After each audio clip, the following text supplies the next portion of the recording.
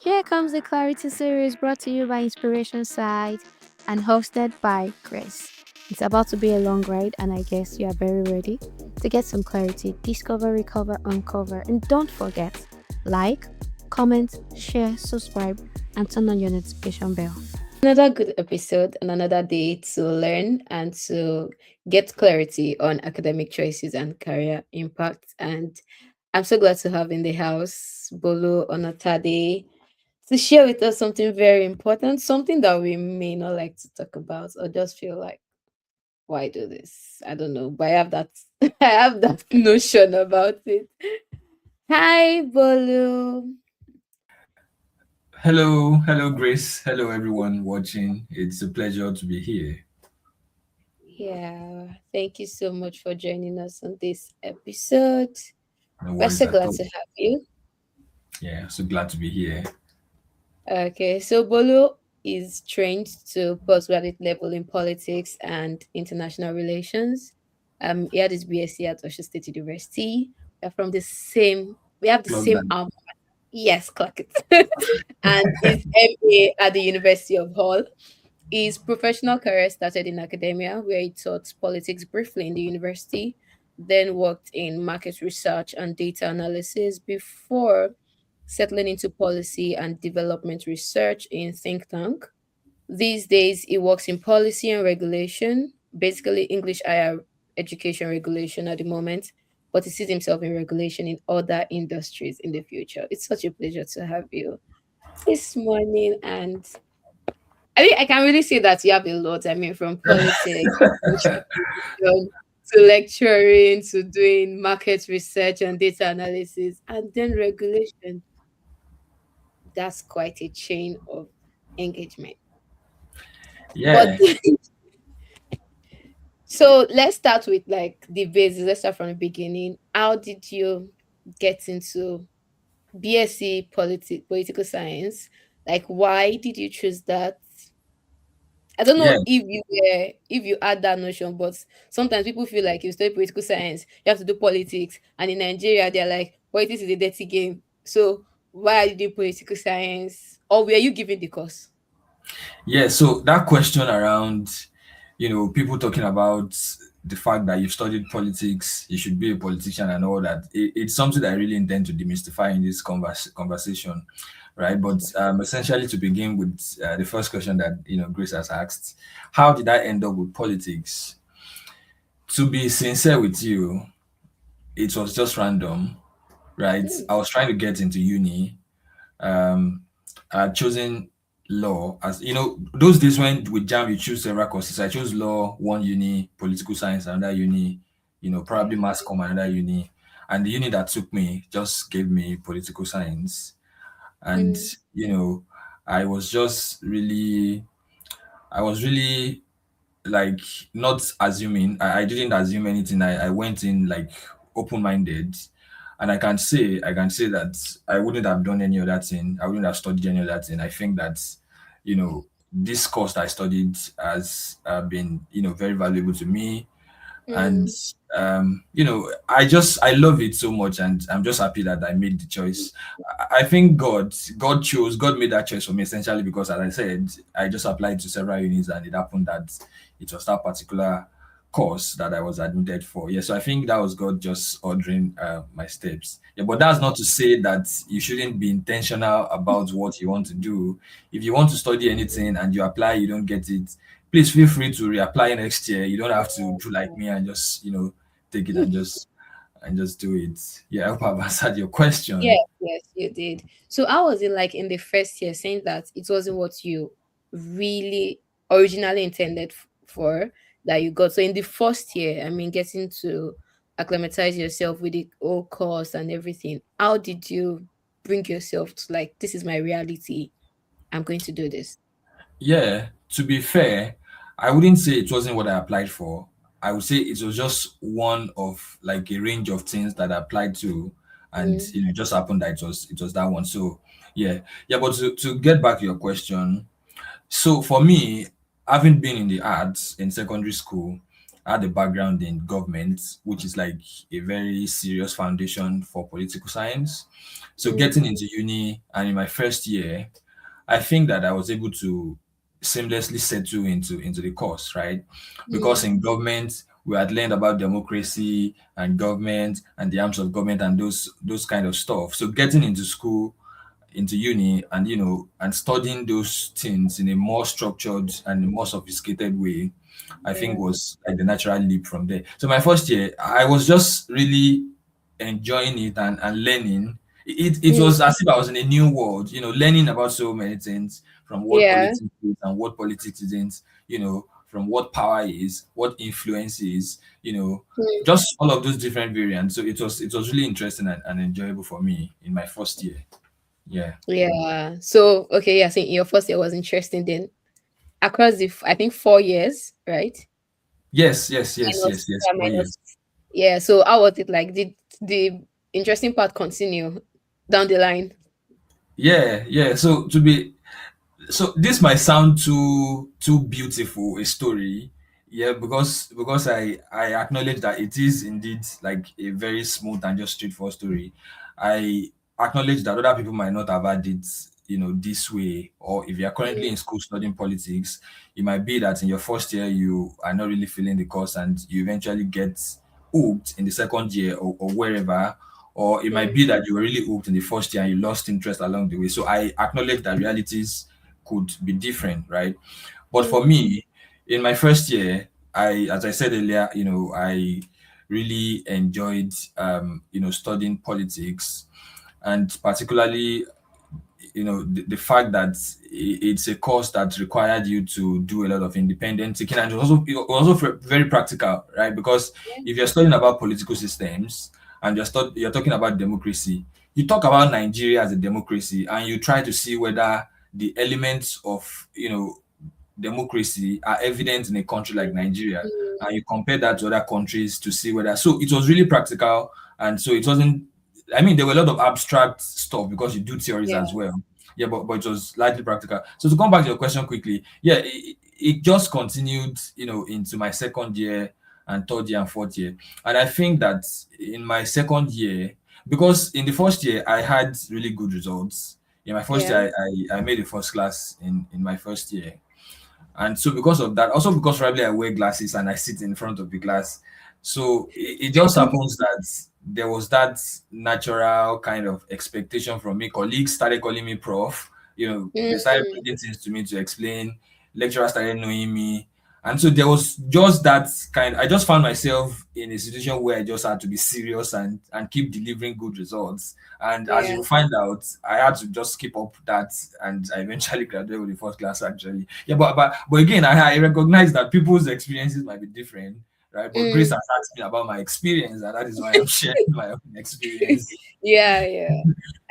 I really can relate to like experiences being different. It's the same for me. Like, when I get to talk about my course, I'm always smiling and like energetic, and my mates are like they are not feeling the same thing, but it's fine. Not to say that nobody is wrong, nobody is right. It's just our perspective. So let's go into demystifying now. We are going to Right. demystify certain things. What is politics, political science really that is different from what people would say to somebody that is aspiring to study political science? What about the myth of if you study political science, you end up being a politician, you end up lying, you end up embezzling funds and things like that? Like, Yeah. let's break. Sorry to preempt you. Yeah, continue. Yeah, I said let's break the table. Like, Yeah, yeah, yeah. So, thank you very much, Grace, for that question. So, as anyone who is currently studying political science or who is about to get into uni to study politics would know, this is like a very, real kind of question that people ask to you. So, do you want to become a politician? So, what are you going to do with this degree and all that? mm, Right. So, when you talk about politics could be a science. Politics has two primary dimensions. There's the science of politics, and then mm, there's the art of politics, right? Art yeah, in terms of ART, in terms yeah, of in terms of an expression of talents, arts in that regard, right? Mm. So I mean, when I say science, I also acknowledge that I'm not talking about science in terms of natural sciences, Yeah. where, you can subject, phenomena to laboratory conditions and you're able to predict, not pure science in that regard, but Yeah. science in terms of the fact that there is a codified approach that we can apply to the study of politics, Mm. and applying that could actually give us some element of predictability or deeper Okay. knowledge or deeper understanding of the phenomenon. So science in that regard, right? So Mm. if you are studying politics, essentially you could choose to be any of those two. You could focus or you could major in the science of politics, in which Okay. case you are a social scientist, a political scientist essentially, and you Mm. are analyzing policies, or you're trying to understand political systems. You're trying to understand why, or you're comparing, doing comparative politics. You're comparing USA to China, for example. You're trying to Mm. understand why, you know the economies of China is developed in this area and that of USA isn't, or the political system of China is a particular way and that of the USA is a particular way, and you're trying to understand the differences and similarities. So you can be a scientist who study in that regard. Now, on the other hand, you could be an artist, you know, Yeah. politics as an art, as I said earlier, right?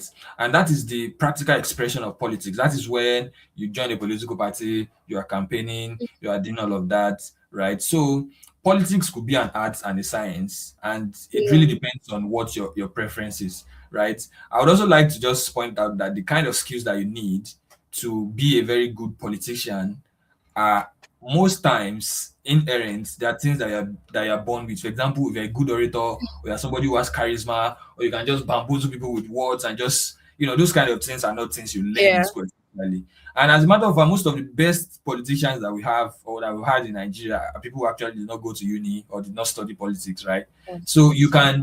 you can study political science, be a Mm. scientist, or if you have the skills and you think that you have the capacity, go into the art of politics. Of course, the knowledge is going to be an added advantage because now you understand, why our legislature is bicameral, or Yeah. why we have checks and balances and those kind of structures in government. Yeah, so essentially that is the answer to that question. Yeah. Yeah, yeah. Thank you so much. Now, a little thing that just came to my mind to ask, then we'll go back to politics. Just something about Nigerian government. I usually don't talk about politics. I don't like news. I don't like anything of that sort. But in the course of learning theoretically the things that politics is about, governance is about, and everything, we are going to be very positive here. What are the positive things that you feel like Nigeria is doing and they are doing right? I mean, the governance, I mean, the political aspect. We don't have any problem with the negative things people are talking about. But, like, what are the positive things that in the books and in comparison with what they are doing, it's correct? And people need to just understand that this is the truth of politics. Yeah, to be fair, I mean, you are tempting me now. You are dragging me into into active, commenting on politics now as against from. Yeah. Yeah, yeah, yeah. But to be honest with you, if I look at it, I think that maybe in terms of procedural democracy. So when we talk about democracy, it's essentially a system of organizing society which Mm, actually values the inputs that people have to make into that yeah. process, right?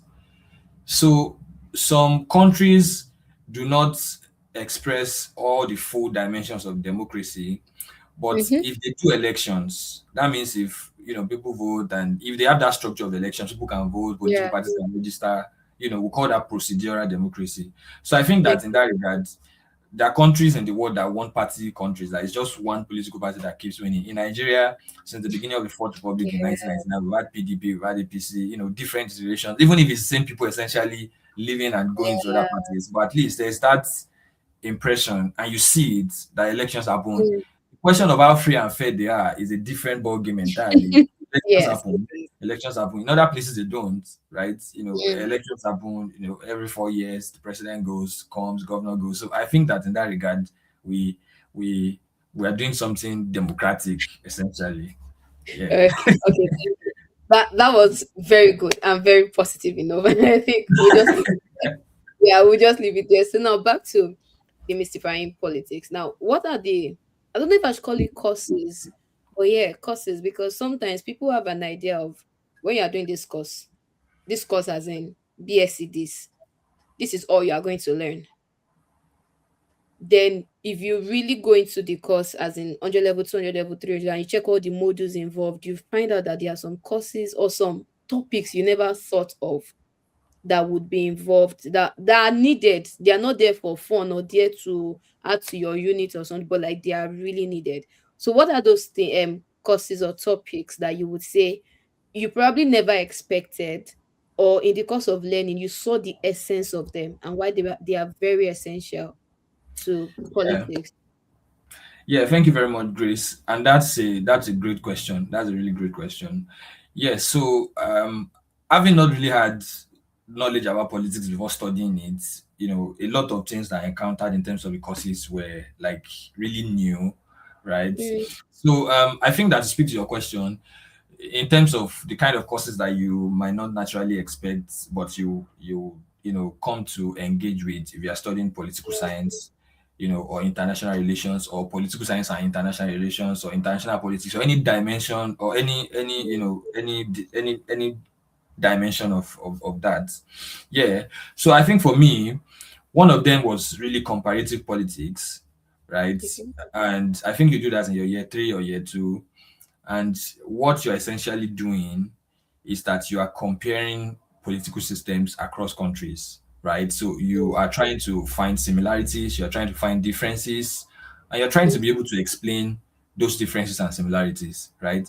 So if you look at Nigeria and Ghana, for example, you want to understand what differences exist between our political systems and what similarities are there, right? And Mm, then there are theories that you try to apply to essentially understand that. Yeah, so that's one. Moving on quickly, another one is global political economy. So as okay. a student of politics, I was, you know imagine my surprise when I learned in one of the semesters that I was to take courses in economics, right? And the reason primarily is because politics and economics are intertwined, essentially. Politics, according to definition, is the authoritative allocation, according to David Hastings, I think 1963. Mind you, Mm, these are things I learned 12, 13 years ago. Politics, according to David Hastings, is the authoritative allocation of resources within a yeah, society. Keyword authoritative. That means there's a power. There's some people yeah. allocating the resources. Another Mm, keyword, resources. Resources are economic, right? mm, So when government decides these people get this money, these people get this road, all of those resources are economic, right? So yeah. there's like an interlinkage between politics and economics. So there's no way you study politics that you would not study economic theory, right?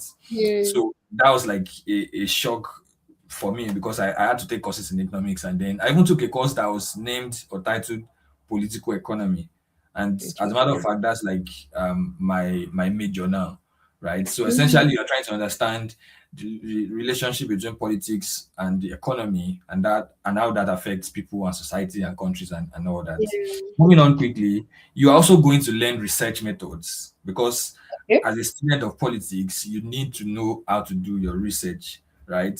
You are going to learn about quantitative, qualitative research, and Yeah. possibly mixed method research, right? You are going to learn how to collect data, how to analyze data.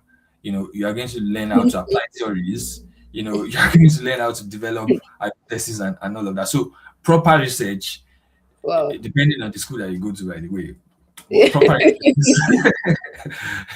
proper research is something that you Mm, can you can expect to learn. yeah. Also, there's something about military industrial complex. Mm, That's the don't mind the big phrase. It's military industrial complex, or MIC, is essentially the kind of the business yeah. that backs the military and the purchase of weapons. So you Mm. get to learn that countries don't just go to war with each other. The reason why they go to war is because some big businesses who own companies that produce weapon and missiles actually Yeah. have vested interest in seeing that countries are fighting each other, right? So you learn about that, and you actually understand that there's a business behind, Well, missile production and war, and you see that interest. people actually benefit from forcing. Yeah, so just these are just like a few bits that you might find really interesting and unexpected if you get to study politics or international relations or diplomacy or any of that variant. Well, this is mind blowing. I think maybe economics I could understand, the other ones, but you see the research method and MIC, I would never have understood that. And this is because in my course, I'm also doing food policy. And I remember the first class I had, and the lecturer said, we are doing food policy. Then he asked a question, and I just said, excuse me, sir, I studied microbiology. I'm a pure scientist. I don't like government. I have nothing to do with government. And he had extra eyes on me from that day. He's like, you have to do it. You're doing food system. I was like, his food system is agriculture. Why policy? And now I have an assessment to criticize a policy. And I'm like, I didn't come here for this. But really, like, it's amazing that courses are intertwined, and you may not know before you get into it, but really when you like explore why and the aims and objectives and everything of the course, the synopsis, you'll see that it's really important. So thank you for doing that. The last thing on this, in demystifying and giving clarity, is what's in politics and international relations. I know schools take them individually, some schools do take them individually, but is there a meeting point? Is there similarities? What are the difference? Yeah. Yeah, thank you very much again, Grace, for the wonderful questions you've been asking me so far, and for this one in particular. Yeah, so if you're studying political science is essentially domestic to the extent that you're trying to understand how the systems of governance in countries. You're trying to understand how systems govern each other, govern Mm, themselves. I mean to say, some are democratic, some are authoritarian. There are yeah. different systems and also different theories to explain that. When you talk about international relations, it is the interaction between each of these countries. So notice one is about what happens within the domestic of each of these countries.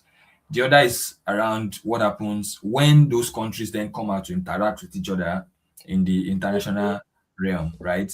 But Mm, essentially, what happens in the domestic affects what happens at the external. Because if you are a country who is authoritarian and that might kind of affect the kind of values that you bring to the table when trying to interact with other countries. You might not be really friendly, you might not want to do global governance and all of those international organizations where countries can come together and talk, because that is not essentially a system that you adopt in your country. Yeah, so there's that linkage, and there's no way one does not spill into each other, right? So yeah. I think that there are two sides of the same coin essentially. And when you study, some people study diplomacy, your course might be international relations and diplomacy. That is also like that also fits in, because this diplomacy is just one way through which countries interact essentially. So we know from international relations that countries interact in different ways, three different ways primarily, three C's. The Okay. first key is through conflict. When countries are at conflict with each other, that's an interaction. The second C is cooperation, right? Yeah. So when countries cooperate, for example, economically, trade deals between this country and this country, this country is selling things to this country, those kind of interactions, that cooperative interaction is also an interaction. The third Yeah. C is competition, right? So you Mm, see that countries also compete with each other.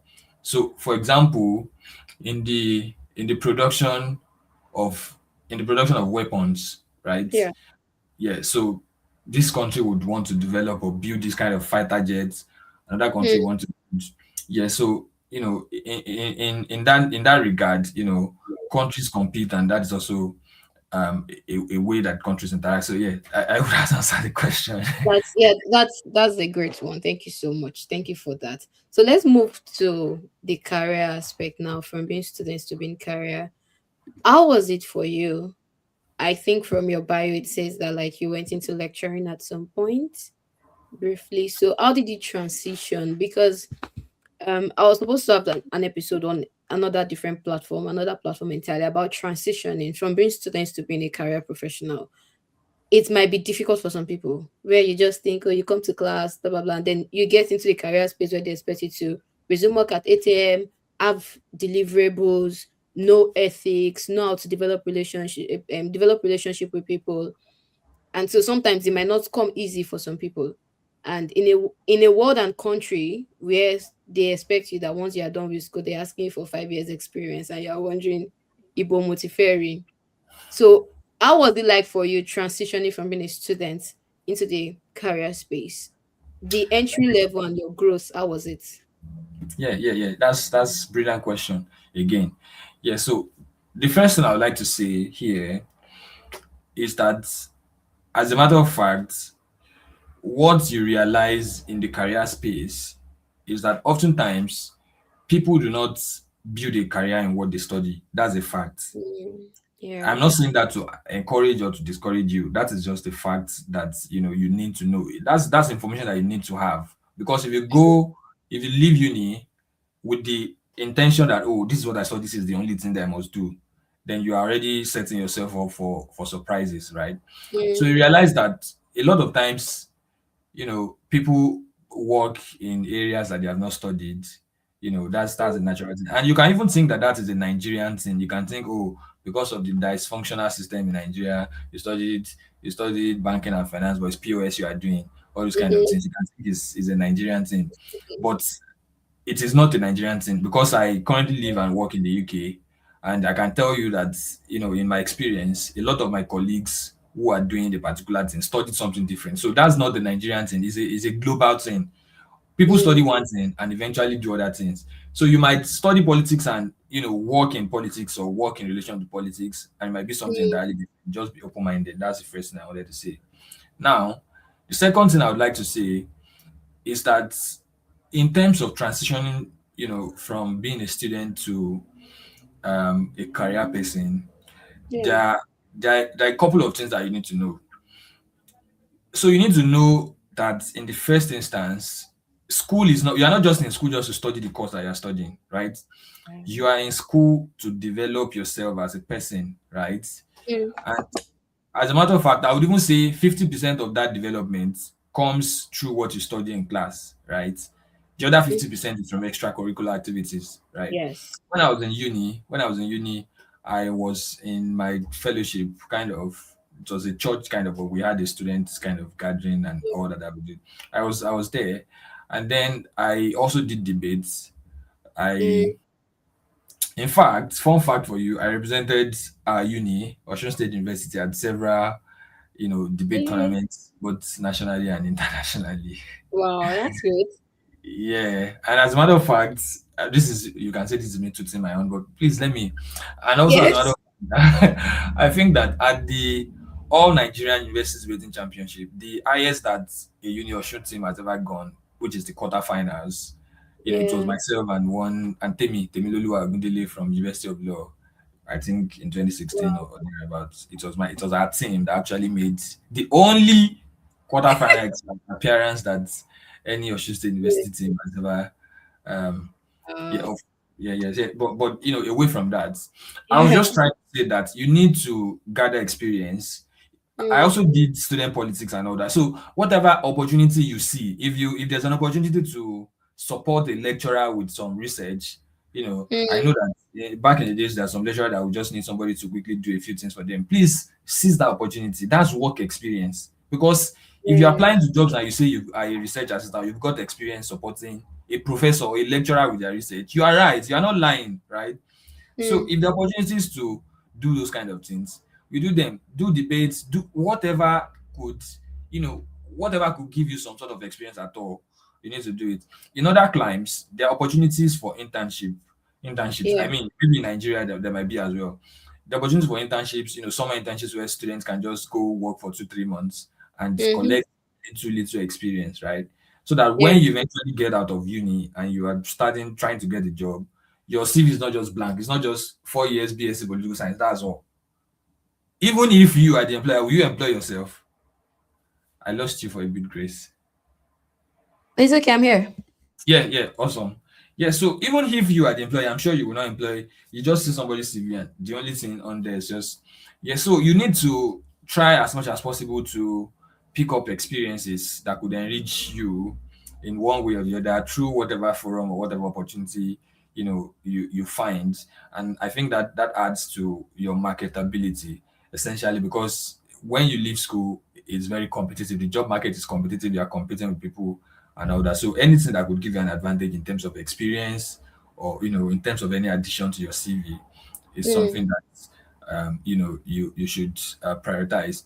For me, it was a natural kind of transition from school to NYC. I mean, Yeah. after uni, I did teaching. I found a secondary school not too far from my house, and I was teaching government and civic. But that's Mm. even yeah. But essentially in uni I said in uni during NYC I was lucky enough to serve in a university and I was Okay. actually posted to a department and I was actually academic because I was attached to a professor that I was supporting. So it was just natural for me like that in terms of getting work experience because after I Mm. left that uni, everywhere I was going, I was showing that I had because with the Yeah. professor that I was attached to, I actually had to teach and do research and all that, right? I had to teach classes year two and year four and do research. So I Mm. was harmed with 1 full year of teaching university lecturing experience that I was putting on Yeah. my CV. So for me, I think I was just lucky to have found myself in that way. But for you, it might be that, it might be anything else. But essentially, you need to pay attention to the kind of opportunities that could make you more Come. marketable and make you more Mm. competitive in terms of looking for jobs and all that. Now, to speak to another part of your question, which is around having to wake up early and all those kind of values and ethics that you need Yeah. to have. I would say that is not something you just build overnight, right? In Mm. uni, in uni when you're in school, you have a class by 8. What time do you get to class? You get there 8 or past 8. You get there, or you don't even go to classes. You Not just at miss all. those classes.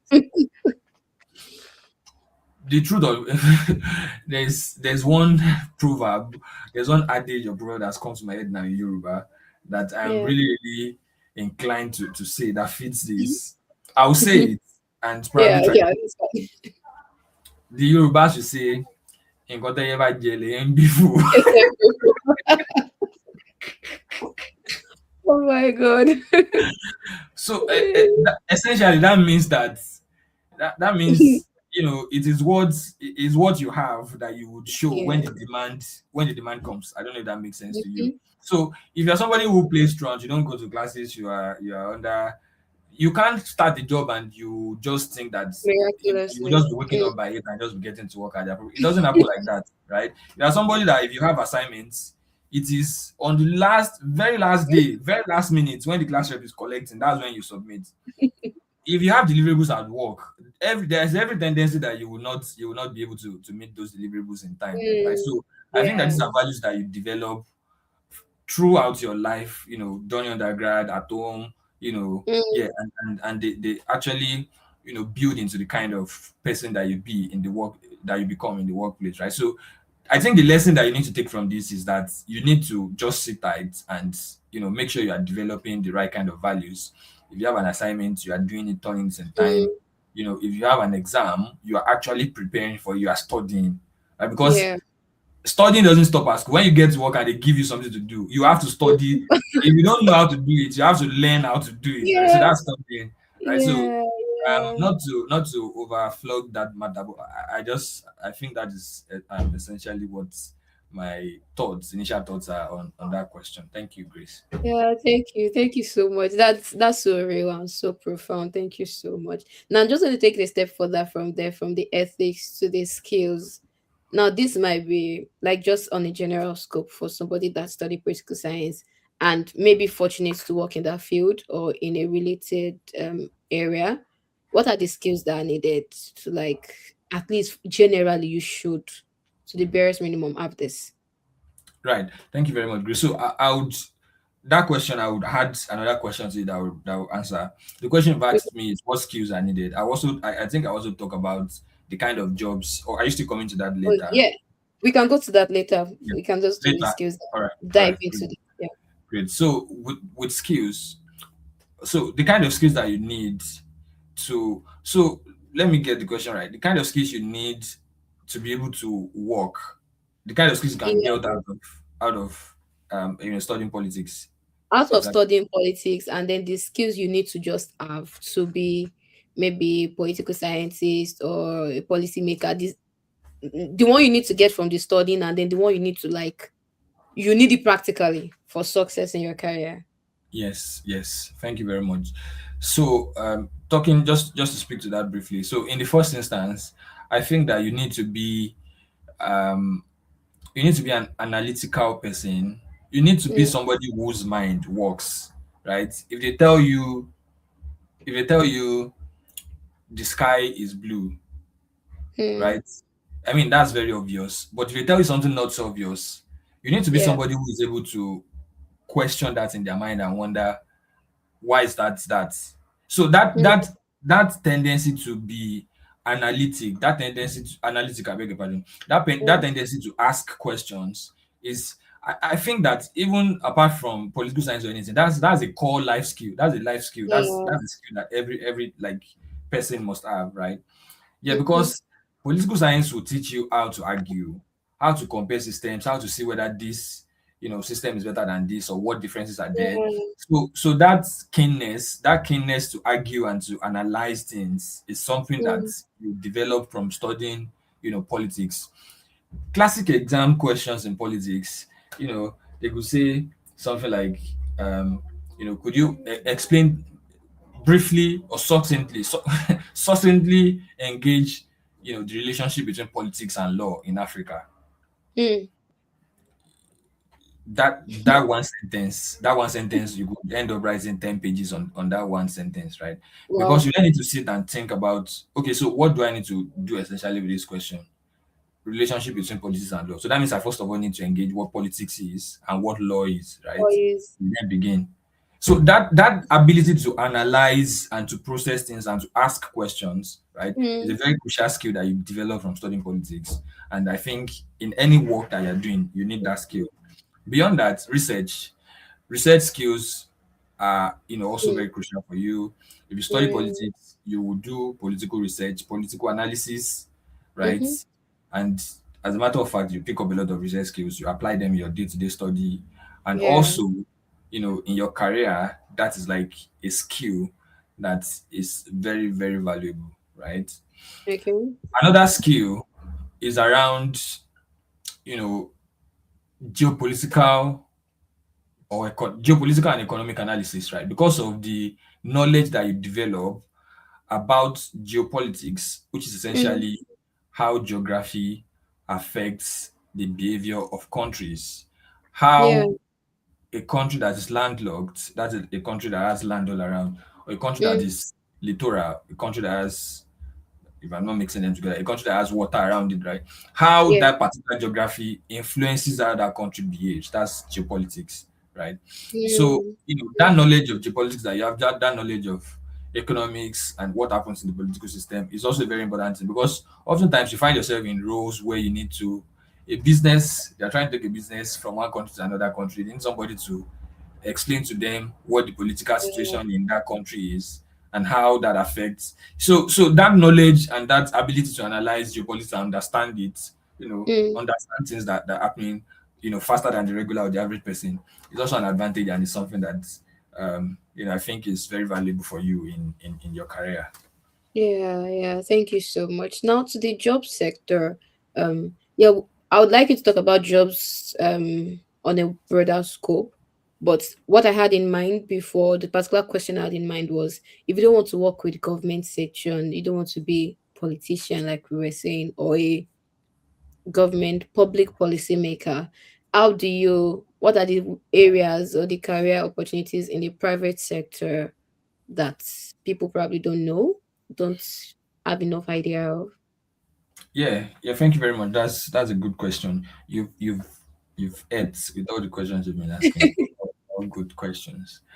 Yes. So again, going back to what I said initially about how studying politics or studying whatever does not necessarily mean that you're going to work with that.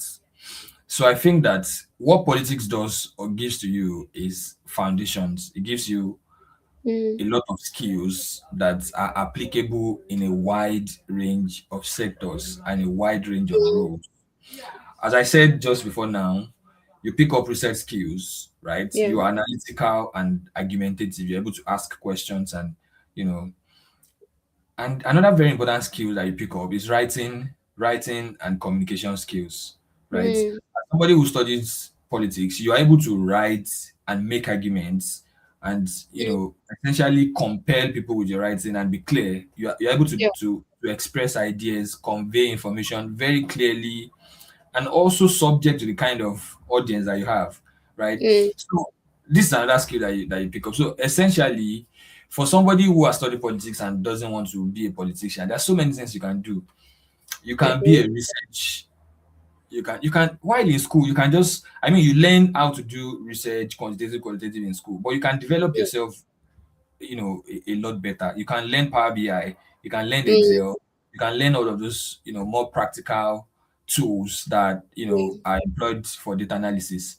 And if you are somebody who fancies data analysis, you can your political science degree could be a launch pad for a career in data mm, analysis. Actually, personal okay. experience in my year 4, when people were doing their project work and they needed to analyze the Mm, data and all that, mm, I went to learn it in addition to all the knowledge I have about research. And I was doing mm, chapter 4 for everybody. I would do their data wow. analysis in SPSS. I would do, I would put it into tables, do the analysis for them, and give it to them. And I made some money off it, right? Mm, So that's a practical example of me, leveraging the knowledge that I have, just adding to it, and then yeah. So if you yeah. so fancy analysis, you can do that, and that's not government.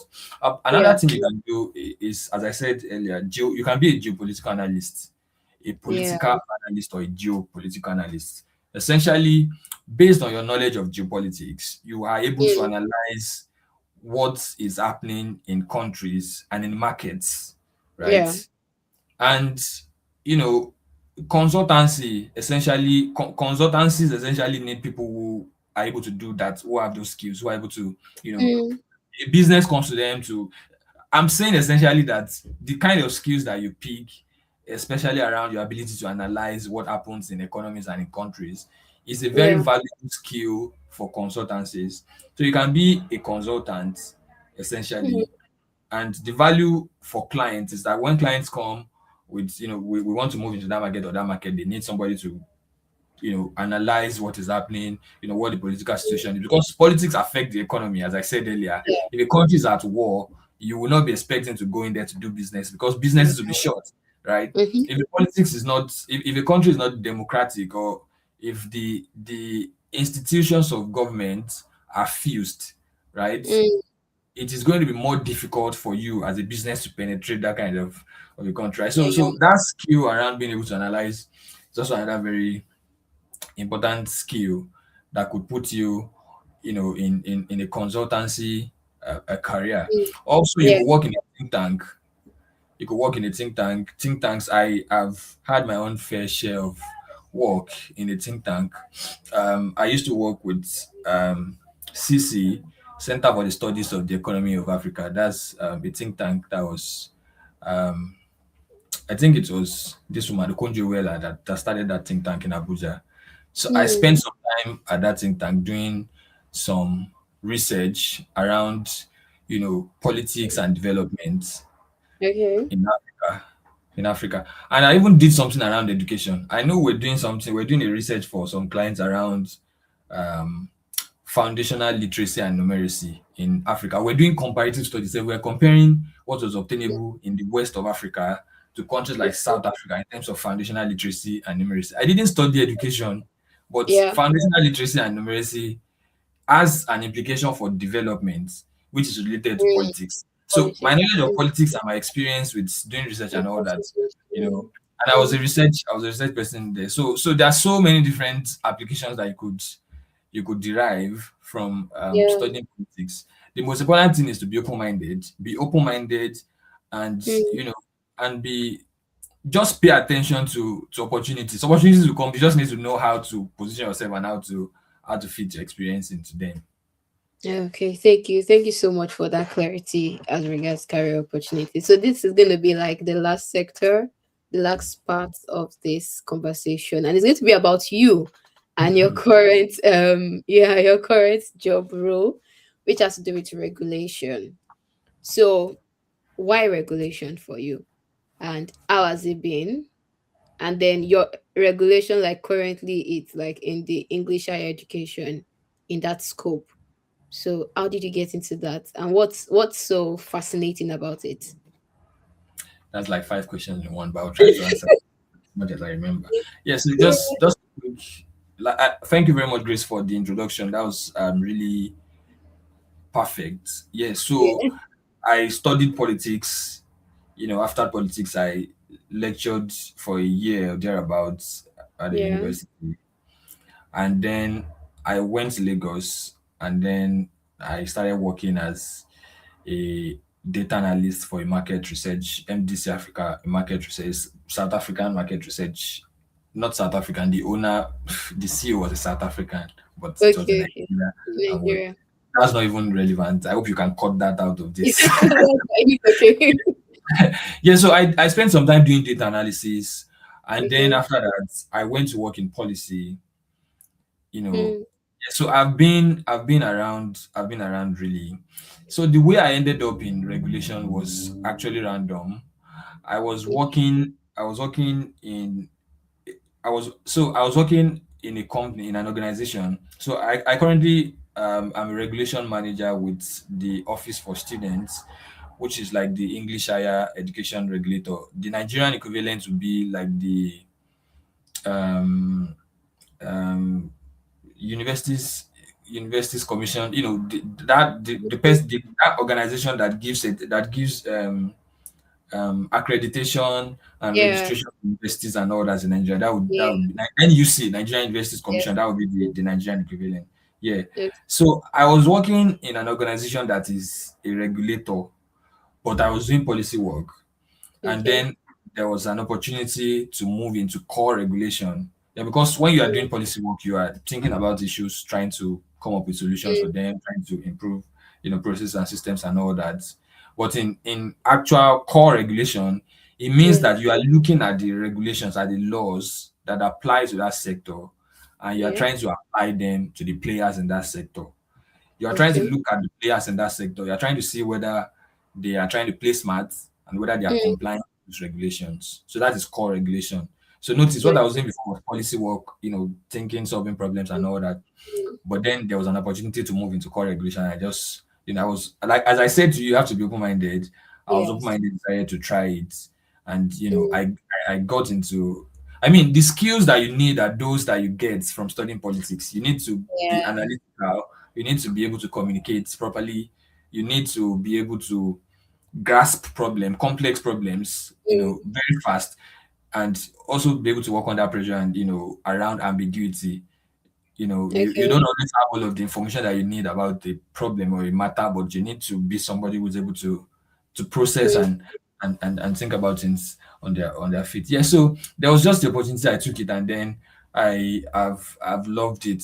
So as I said earlier, if you work in a regulator, I think that people who have a background in law would, you know, they would think that they would fancy working mm, in a regulator as a regulatory person more. Yeah, but okay. as I said, anybody can you can do anything. It doesn't have to be Definitely. what you studied. Yeah, Yeah. so yeah, that was how I ended up in regulation, and it's been a very interesting and enriching experience to the Well. extent that I've learned so much about you know primary legislation, you know, and Mm, legislation that relates to the higher education sector, the English higher education sector, how they apply to universities, what universities need to do when they don't do what Mm, they need to do, what we need to do to make them do what they need to do. yeah.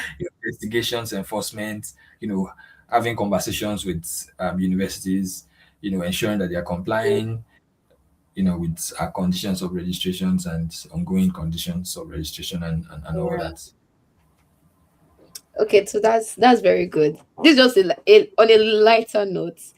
From what you are doing now as English higher education regulator, I don't know, regulatory officer, I don't know what your office title is. What would be that one regulation or policy that if you were to be invited as a consultant to NUC, that's the Nigerian equivalent, what would be that one thing that you'd be like, if I get the opportunity, one day NUC president, I'm doing this, like this one I'm enforcing and saying that it stands, what would it be? Oh my God, that's a very lovely question. That's a very good question. I do hope that the NUC guys they watch this Amen. this episode on YouTube or on Spotify or wherever they're able to. So to be fair with you, I think that the primary problem in Nigeria, and not to sound cliche, is corruption really. I know that in Nigeria, when universities are not doing the right thing and the regulators, then you see goes in there, Mm. sometimes they'll prepare a nice meal, a nice reception for them, and they'll just that's what they will focus on. They will not focus on what they're Yeah, actually doing right. If you compare yeah. that to what is obtainable in English higher education, as a regulation manager, I have had the opportunity to go visit just the way NUC would do inspections in Nigeria. I've had the Mm. opportunity to go visit, higher education universities in England, and Yeah. it's entirely different. When you get there, they are friendly. They talk to you, but nobody's trying to curry favor or trying to. Mm. So I think that culture, that corruption kind of, I think that's something that I would see whether I could change. And the reason why that is important is because there are so many beautiful structures or beautiful things about how the Mm. UK regulates or how England regulates higher education that could be directly adapted to Nigeria. But if you Mm. adapt 100 things, right? Mm. But the corruption kind of culture still exists. It's Yes. going to corrupt. It's not going to work essentially, right? So Yeah. when I think about, oh, we could do this in Nigeria, we could do this. We could. I just think, Mm. oh, would people actually do it? Are we able Yeah. to put it? And that's like, a major problem. Yeah. So I would say corruption. I agree to you on that. I was a number of my assessments, any one of it that has to do with like demography or something. Sometimes I try to think of how it can be implemented at home. So most times I give examples that has to do with home. And this assignment I'm working on, and I was like Yeah. Nigerian students accommodation, and I was like just to play safe, that I was going to just focus on private universities. And my lecturer goes, why not the public ones? Why are you shying away from the public ones? And I wanted to say there's so much problem that I don't want to unpack. I'm never ready to. And it was like Hmm. to be a question that I would ask you if you submit that assessment. I was like, why did I talk in the first instance? I should probably have just let it go. But I think that's just the reality of things because we are blessed to, or we are fortunate and privileged to explore another country's system, but we should not forget what we call home. So everything I do here, and I think someone like you also would be doing, you'd always want to think of what if we were to replicate this at home? How would we do it and make home better? But yeah, if the foundation be destroyed, what can the righteous do? Sometimes we need to. The foundation is what needs to be fixed before we start bringing some things from other countries and trying to enforce them. So yeah, thank you. Thanks so much for this episode. Thank you for everything you've shared. Thank you for the insights you brought to political systems, politics, international relations, regulations. I think it was more fun than I expected. Yeah. Yeah, yeah, yeah. Actually, yeah, I share the same sentiments. Thank you very much for inviting me. I didn't even know it's been almost 1 hour. Time has Yes. passed very, very, we've had a very fun conversation. So thank you very much. Thank Thank you, you. for doing this. I think that in a world where there's so much, chaos, and people are just Yeah. trying to just rough, just run through things, it's Mm, important that we have platforms, and mm, opportunities like this where people who have the experience are able to come share them, and hopefully that could provide some value for people who are yeah. coming behind. I mean, I did not have any role model, anybody that I was looking at. I just had to do my things my way, and Yourself. so if Yeah. anybody, if another person has an opportunity to then learn from experience and see, you know, pitfalls and what they could do different and all that, I think Yes. that's very valuable. Yeah. So thank you very much for having me. Thank Um, you. yeah, and good luck with the clarity series. Yeah. Amen. Thank you so much. See you guys in our next episode. Thank Bye, you. bye, guys. Yeah.